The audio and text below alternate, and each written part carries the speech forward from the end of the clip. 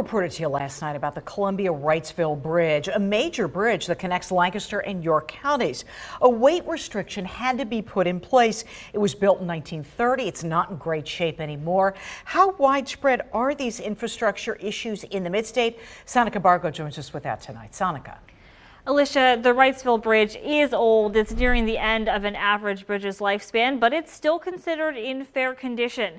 And PennDOT says this restriction is how the system is supposed to work.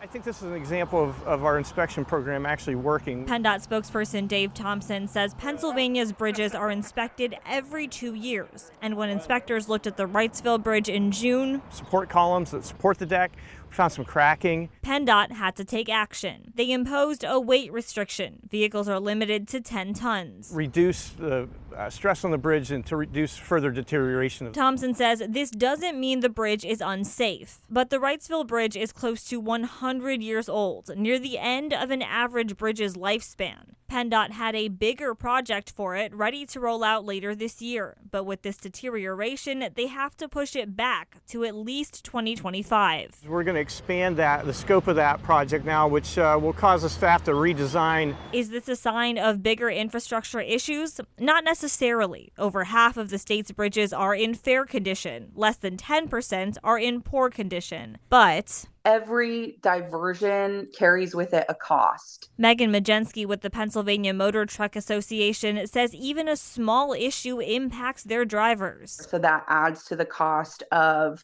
the delivery, that adds to the cost of fuel. That can impact small businesses and consumers, which is why Majensky says PennDOT's job is so crucial. If our infrastructure is crumbling and not working correctly, then trucks can't use it. I also reached out to PennDOT about how they use money from sources like the state's gas tax to repair their bridges and if it's enough.